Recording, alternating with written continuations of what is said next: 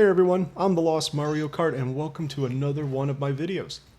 I want to take just 30 seconds here and thank you guys for watching, liking, commenting on my last video, and quite a few of you actually subscribing as well. That's amazing. I was actually only expecting 50 views, figured I'd struggle to get to about 100 on the first video, and I was going to be very grateful for just even one subscriber. And right now I believe we're sitting at 8 or 9 subscribers and hundreds, almost close to 1,000 views on that one video, and that's absolutely amazing. I just wanted to thank you guys for that.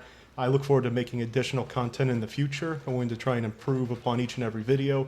Feel free to make a comment on if there's anything you want to see added to what I do here with the base building, and I'll try and incorporate it. Anyways, on with the video. So what I'll be working on in the second video is improving upon the compound that we built in the last video, my very first video. In that video we actually had, I believe it was 9 2x1s, all sheet metal, no honeycomb. In this video, as you can see, it's going to be a little bit of a different layout. We are building the same 2x1, full sheet metal. We're actually changing up the doors, and we're going to go with 2 armor doors at the front for the airlock and then a garage door in between. I actually prefer the garage door because it makes it a lot easier to traverse between each foundation back and forth. If this was just a double armored door, it's a nightmare to try and get through. But anyways, we have the same 2x1 that's metal, then we have the 2 armored doors, and then we have the garage door as well. And on the outside we have the stone honeycomb. You'll see here in a moment we're going to put up a pancake layer of all stone. Right now we're just placing the boxes, the tier 3. Tier 3 cannot fit on that side of the wall. Normally a tier 1 and tier 2 is not a big deal. With the tier 3 you can't get past the door if you were to put it there. So tier 3 on this base, we always have to put it on that back wall or the back side of that wall. We have our furnaces going down. The second furnace makes it a little difficult to get past if you're using the tier 3. Again, tier 1, tier 2, not a big deal at all. You can actually place it a bit closer to them, and it makes it a lot easier to move around them essentially. So what we're going to do now is put the ladder up so we can get up and put up the honeycomb and fix that little triangle there. So for this I use half walls. You could use full walls. It's the same cost, same upkeep cost as well. The only downside is it really sticks out if you do a full wall, so I go with half walls. We have the half wall metal right there, and at the end of this video you'll see whenever I raid one of these bases, actually I'm going to raid a couple of these bases, and you'll see that that half wall plays a very important role with it being metal. So we're going to move on in here and check out the upkeep. And as you can tell, we have 363 metal, 848 stone, and 6 high quality metal for the upkeep on each base. I went ahead and took out that one furnace just so I can easily maneuver in and out of that base. The other bases I'm going to build, they're not going to have any deployables in them, just so I can get them down quickly and I don't extend the video for too long. But this is going to be what the base looks like. As you could tell, the armor door does have the metal around it, and the reason why is because if you did stone, you're looking at 10 satchels for simplicity to take out the stone wall that the armor door is in, whereas it's 13 satchels to get through the armor door. Upgrading it to metal is 23 satchels versus 13 satchels for the armor door to go through. And that just prevents people from being able to take out the wall that the door is in for a cheaper sulfur cost than the door itself. So I'm going to go ahead and build the next base. A few different things we're going to be doing here. So instead of fast forwarding, I actually am doing a little bit of a fade out and fade back in. I figured it'll shorten the video a bit and it'll prevent a lot of that sped up stuff. So we have the second base down. We're going to go ahead and place the first gate.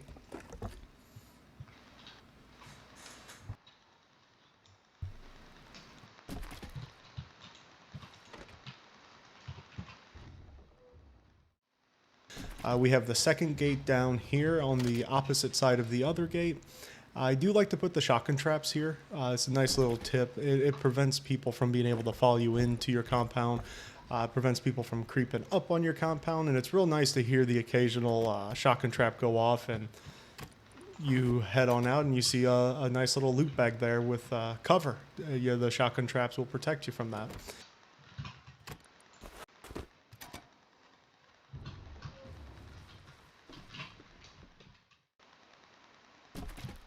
Finishing up the internal core here, we have our two bases.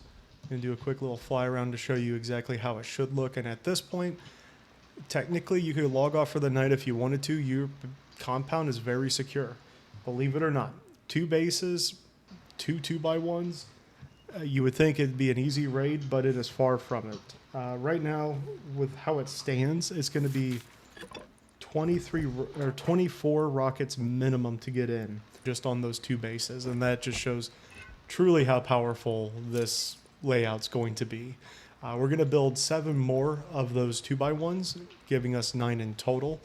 What I like to do is go to the front gate and walk out until I'm no longer within that TC range, build out from there, and fast forwarding here, we have our final base being placed. And again, the importance of that metal half wall is very high. You'll actually see towards the end of this video exactly why. So right now we have our 7 outer layer 2x1s, we have our 2 inner core 2x1s, and we just have the 1 wall wrapping the inner core. The wall is used to just prevent nakeds. You're not going to stop minis from flying in or anything like that, and that's actually why I prefer not to use those large furnaces. Very easy for people just to swoop on in and take your sulfur, your metal, etc., and just bail on out with no problem. But anyways, moving beyond that, what we're going to do next is place the outer layer walls. I like to use 4 gates, simplified north, south, east, west on each gate position. Doesn't have to be exact, they just need to be at least away from one another, and that's to prevent someone from taking over one base and eliminating 2 of your entry or exit points. So we have the final layer down, the 4th gate down. This is an overview of the compound as it sits now. And at this point, I do want to go through everything because it looks very simple. However, it's far from that in terms of rating. Cheapest cost to get in, I believe it's 151.2 thousand sulfur, somewhere around there. Each base itself is going to be 12 rockets to get in through the walls, 13 rockets if they were to go door path. If they're looking at the cheapest route, a little bit of a mistake on, I misspoke a little bit earlier there. Cheapest route is actually going to be 118,800 sulfur. If they're to go through door path, it's 121,500 sulfur. If we want to simplify things to rockets, like most everyone else does, it's a 108 rocket raid. So just to show you exactly what that would look like if they were to use rockets here, we're going to try and raid, not even going to try, we're going to successfully raid the first base here. I have 23 rocket launchers already loaded up, and 23 of these rockets in total. So for the first 4, you're going to take, they will take out the stone roof. From there, they're going to have to go through metal, and it's going to take 8 additional rockets. In the process of doing this, they are going to break down the remaining stone half walls.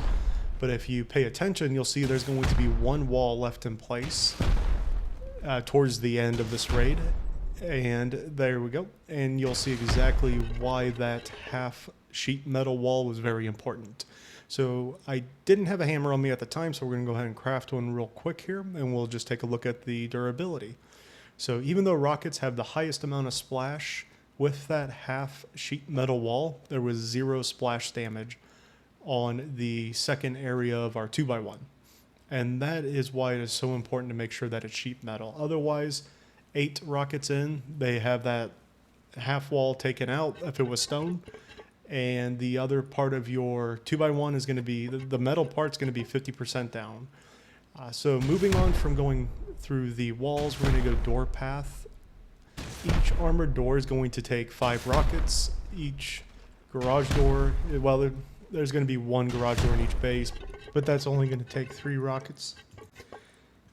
For the cheapest raid cost on the armored doors, they're looking at 2C4 30 Explo ammo, which is 5150 sulfur total.